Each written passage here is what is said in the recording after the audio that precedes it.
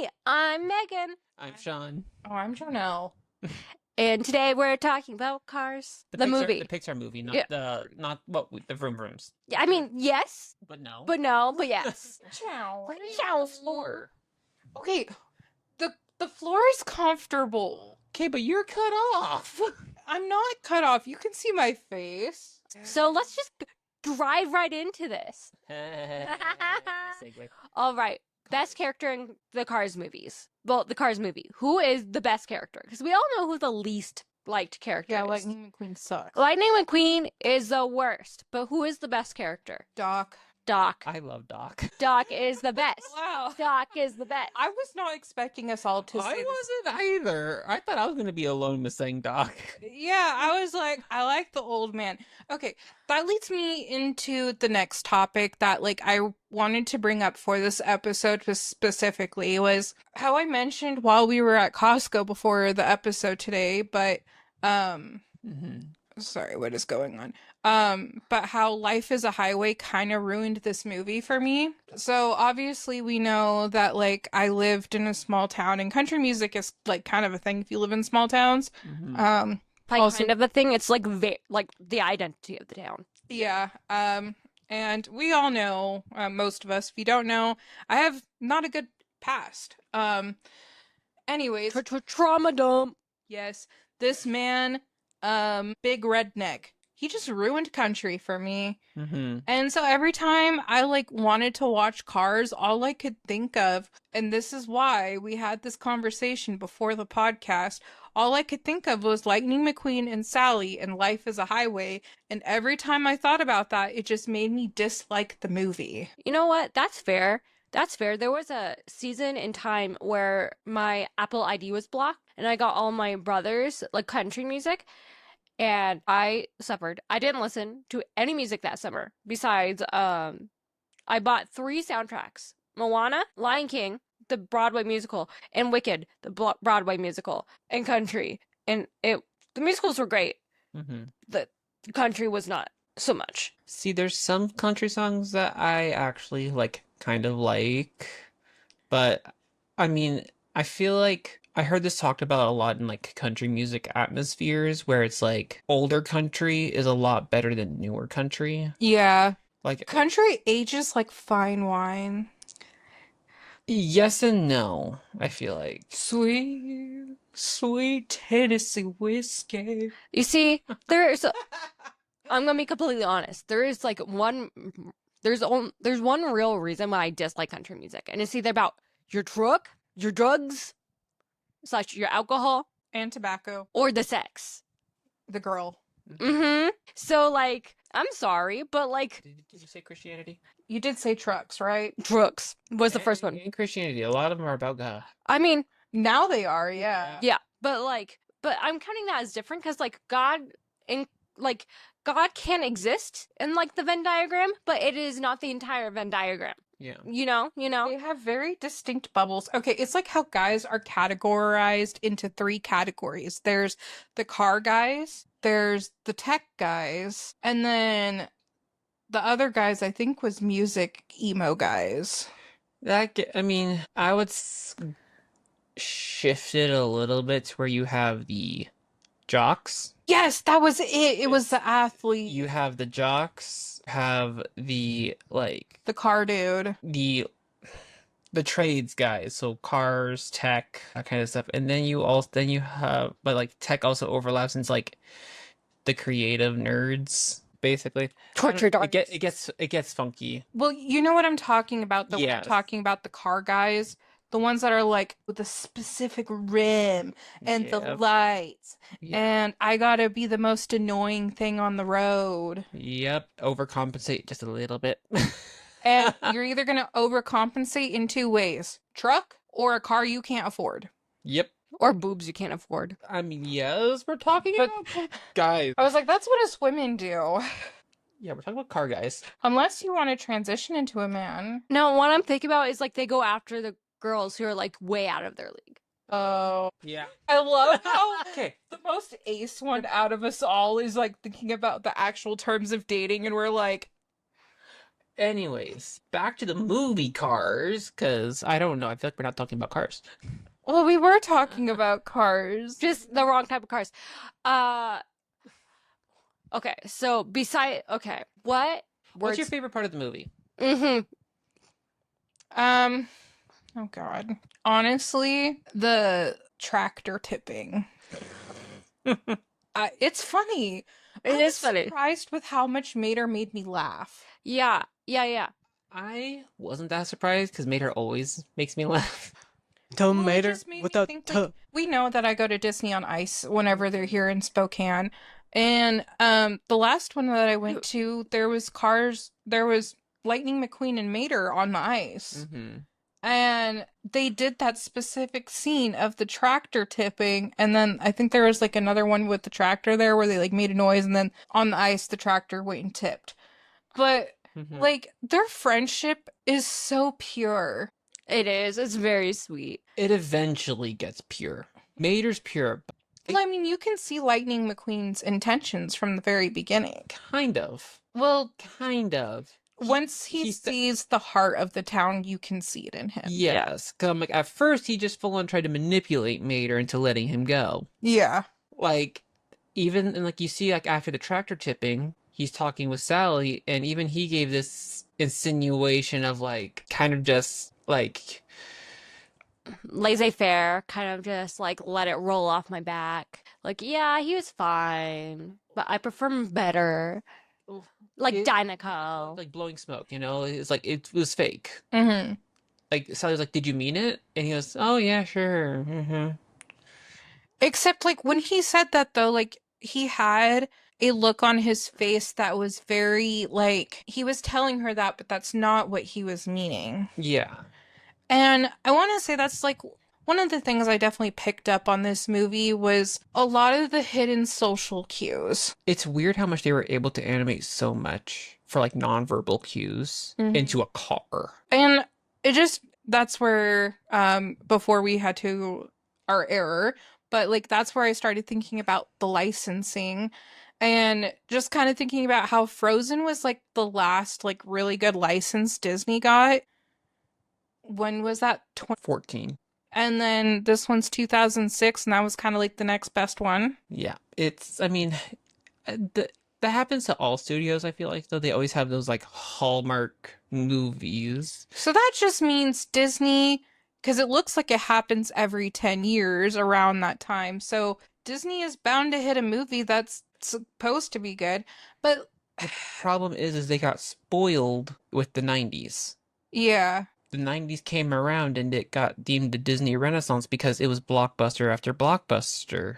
But you know what? I love this era of Disney. Like, this movie straight up shows the essence of someone going into, like, the room and they're like, what if cars were humans? What if they could talk? You know, I really love this movie. Not because of, like, the movie itself, but because of like the memories I have with like car toys and how like after I saw this movie, every single car had a face. I would try to imagine what they would look like if they were like in the Cars movie. And I think what really touches my heart is recently I am now a lead in the classroom. And so I bought like a bag of toys from Goodwill. And don't worry, they're all clean and sanitized. And there was 4 Lightning McQueens in there and 2 Tomaters. I know this because I put them out. I didn't even count how many Lightning McQueens. I didn't even realize that there was more than 2. And that day, kids ran up to me and were like, oh my gosh, Miss Megan, there's Lightning McQueens in here. And all of them are different. And there's Tomater. And literally earlier today, I heard them reenacting the scene from Cars where it's, I'm Tomater, but without the tuh. And like, I'm surprised they're able to like memorize that. Pre-K. Oh my gosh. I work with pre-K and someone literally, what was it?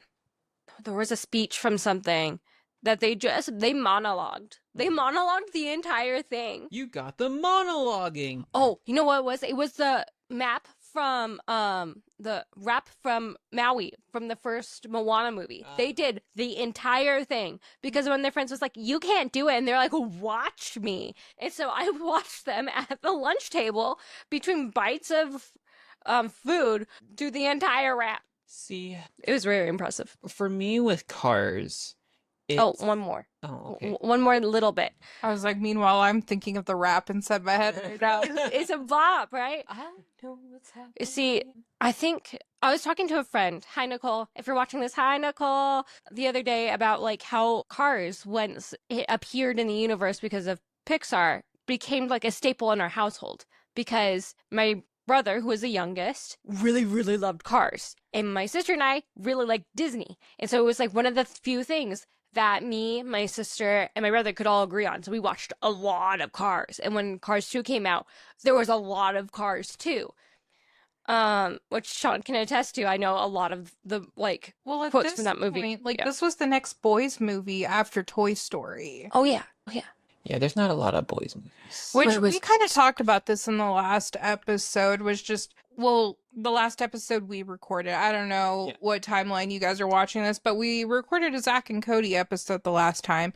And We this, talked a lot about like the guy's perspective on dating. yeah, well, and then just kind of like what shows there are for boys and things like that. It's one of the things that sucks because Disney obviously has very much monopolized their Disney princesses, but they haven't touched their princes. Or at least not in a way that's like interesting. Like we have Aladdin and like Eugene. There's a few more that are interesting. Ryder would be a Naveen? fun one to do, like a little. But like, if you like, just an example, like Bibbidi Bobbidi Boutique. Everyone loves Bibbidi Bobbidi Boutique because you can take girls there and they can dress up like their favorite princesses. Which I was thinking There Disney is- needs to expand on that. They only have 2 costumes for boys, and it's a generic knight's outfit that's a little more reminiscent of Prince Philip, Mm-hmm. and then Prince Naveen.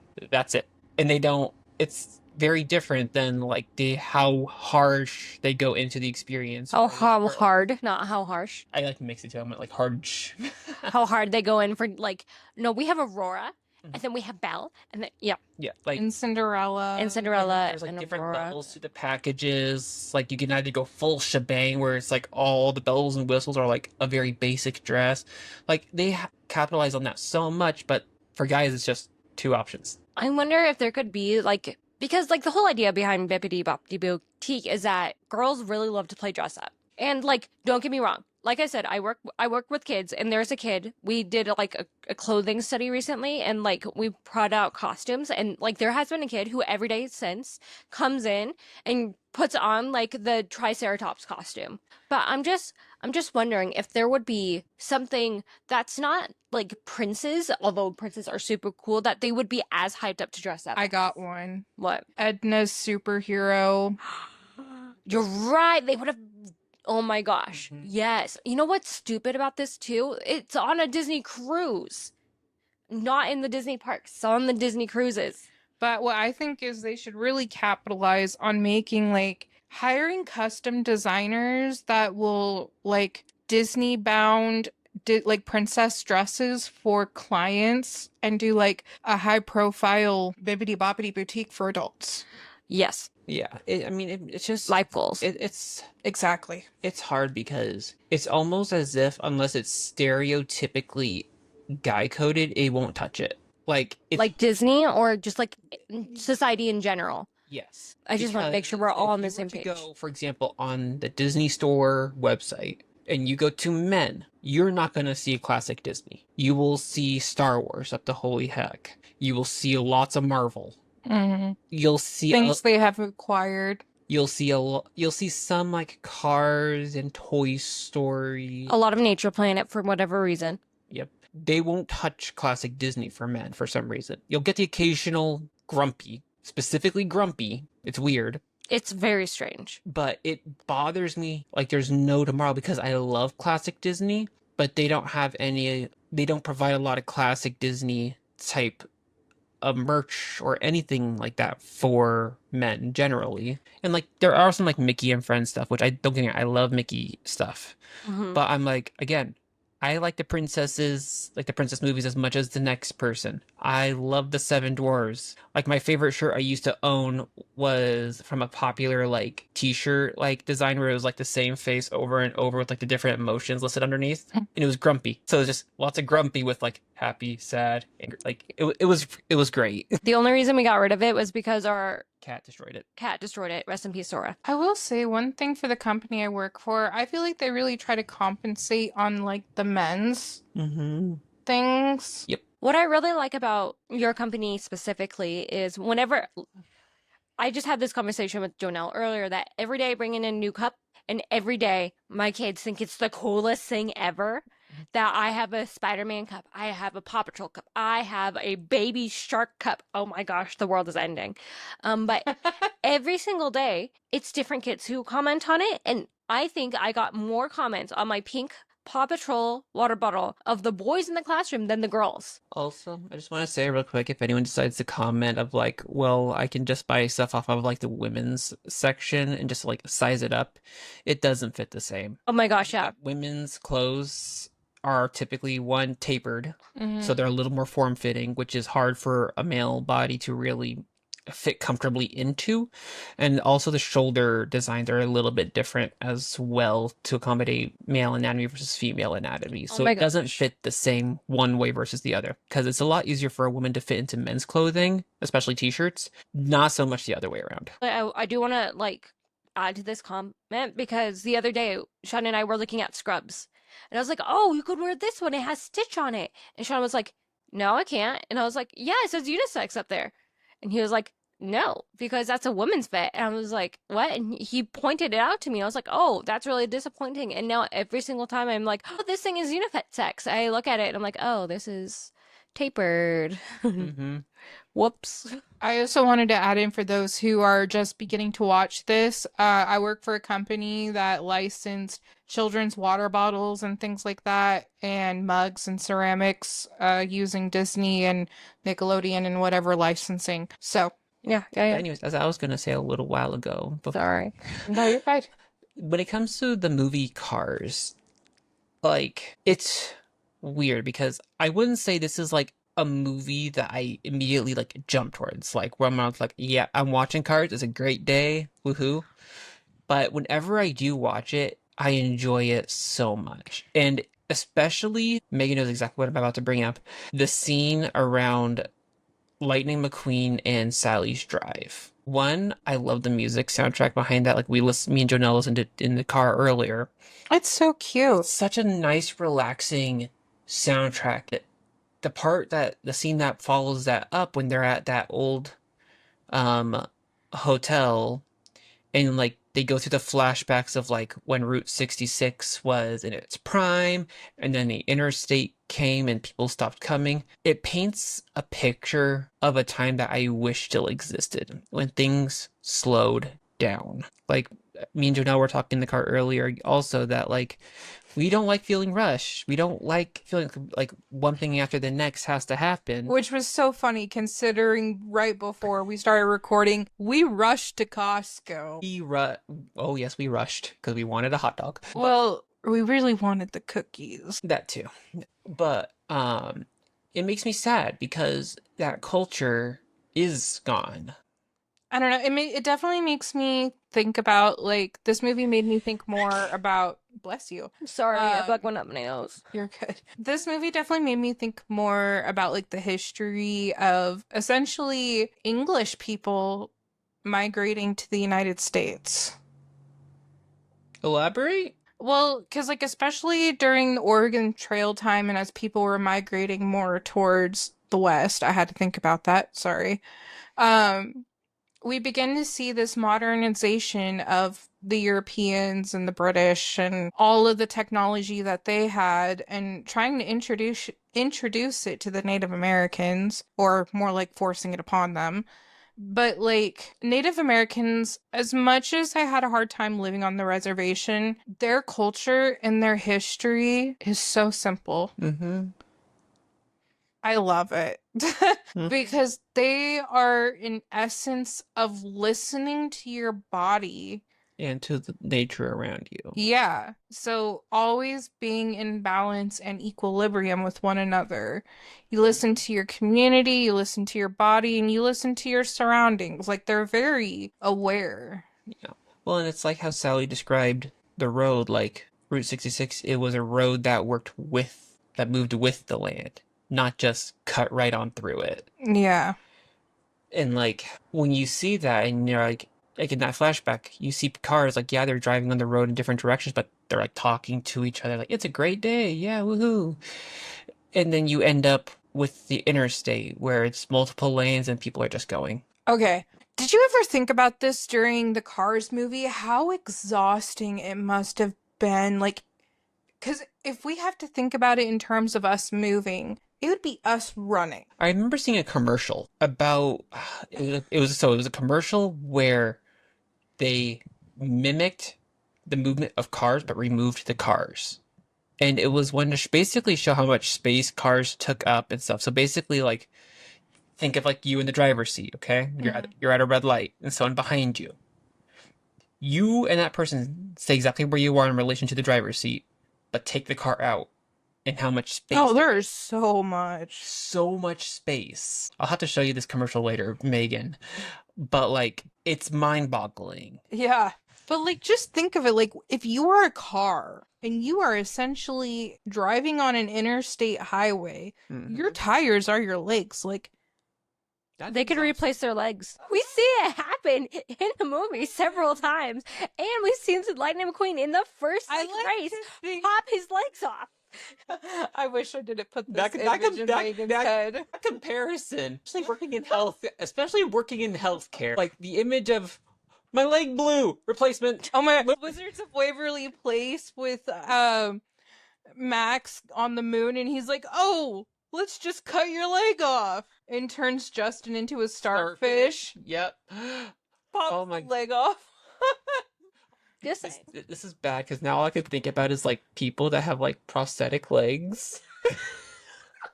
And they're like, let me just I need pop oil. the leg off. Need oil. Okay, well, maybe I was the only one who thought about this too, but I kept thinking about the movie Robots while I was watching Cars. I've not seen Robots since I was a child. I was gonna say I haven't seen it in a long time. Okay, for friends of not Disney, Megan needs to watch Robots. If you're wondering what Friends of Not Disney is, it started last year when we went to go see Wicked and did an episode on it, even though it's not a Disney movie. So it's a slowly growing series that we have. If you have any recommendations for Friends of Not Disney that don't have any blood, sex, or gore. Oh, and adoption. Sorry. And adoption. Leave it in the comment section below. Oh, send me a picture of all your animals too while you're at it. God. But in Robots, you get to build a baby. That's awkward. I already did. Are you talking about the droids we made in Disneyland, or are you talking about our baby? Yes. It's more like building the droids, though. The other thing about Cars, though, some of my fondest memories surrounding this are going to Cars Land. Yes! California Adventure. Thank you for bringing it up, because it is the best thing I've ever experienced, ever. Sorry. Cars Land is absolutely amazing. I want to go, and I've still never been. Listen, I'm going to drag you there. We're going to be walking down California Adventure, and it's just going to be me, like, hauling Jonelle half over my shoulder. Jonelle's like, Megan, I can't walk. We got to go see Cars. Lightning McQueen will be in his superhero suit. Let's go. It was great, because me and Megan went to Disneyland before I was pregnant. About a year and a half ago. Before I was pregnant. Like, very before I was pregnant. And so it was funny because we had pretty much decided that we didn't want to use Genie Plus. But we had only planned to really spend only one day in California Adventure for the most part, except for like the last day, maybe in case there was something we wanted to come back and do. So we made it a point to where we were going to get on Radiator Springs Racers as if our life depended on it. Because it's the best one. Oh my gosh. Basically what happens is you are a single car. You drive into town. And then you get to meet the cast, the crew. And then it turns out you are in a big race. And you and another set of people are going to go down the racetrack. And it's really cool. And it has really cool animatronics. And it's like a highlight of all the best things from the movie. There's even tractors that you tip. It's really fun. You have an interaction with Frank. With the Frank.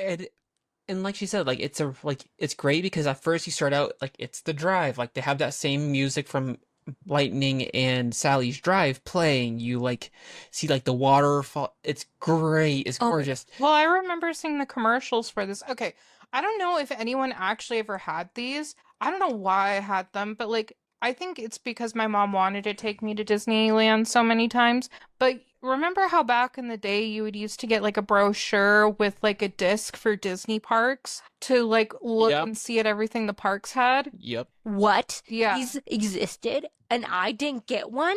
Yes. There's a few of them because, and I'm pretty sure it was like the way for Disney to like try and get families to plan trips. I don't know. All I know was I just found one of them and I was like, Mom, what's this? And then I watched it and then it was Disney parks and I'm like, oh, that's so cool. And it would just highlight like some of the cool things that were at Disney parks that you could go see. I'm so offended right now that I did not have any of these. To be fair, Megan, if you remember, back when we were in college, me and you would actually watch like ride-throughs to ride. So like we'll like put on like, oh look, let's do this ride-through of like The Haunted Mansion. Haunted Mansion. We'll like just sit there and watch someone go through the Haunted Mansion and stuff, and like, yeah, we're on the Haunted Mansion. Oh my gosh, yeah, no, And like we would sing along with the soundtrack. It's great. And like sometimes we'll like pull up like the fireworks shows, like Happily Ever After or something. Or for me, my favorite is Phantasmic. Put it on the TV and just watch it, and it makes us happy. I'm just thinking about how Megan lives her childhood through us. it's true. It's true. My favorite scene in the whole movie is when Lightning McQueen is driving his last race and everyone gets depressed. Then he gets depressals because he is missing his friends and Radiator Springs. And then Mac is like, bro, what are you doing? And Lightning McQueen's like, I don't know, Mac. I'm not feeling great. Today's not my day. And then he hears Doc like, bro, step it up.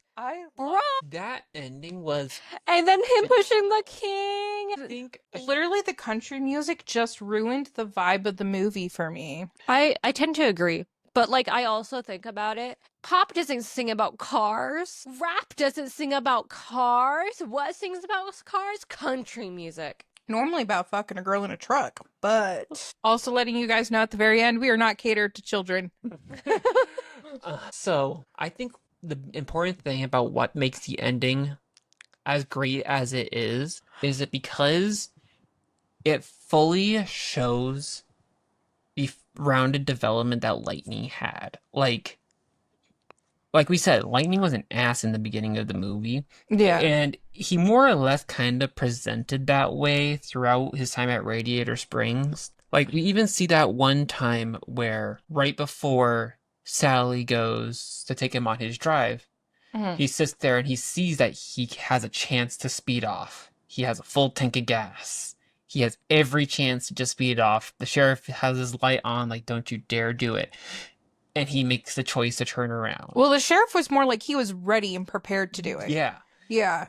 But when you see, like, at the end, he goes and pushes Doc. He's happy to see everything. He does not push Doc. He pushes the king. Pushes the king. Sorry. You're actually hearing Doc on the mic. It shows that huge roundabout because it's not like a lot of recent movies where the development is almost painfully obvious. Mm-hmm. You know? But in this, it was a slow burn where it's like you can see it happening, but it's not shoved in your face. To where the ending naturally made sense, but it also felt like all Earned. pieces fell into place. It felt earned. You get to see him, though, really taking the time to choose his outcome. This is a really good example of sitting to stop and think. Yes. Because a lot of times in school, I know in Oregon, they really teached us to sit and think before you say and do your, like, for your due diligence of your actions. And, like, this is a good example for the movie of just, like, how someone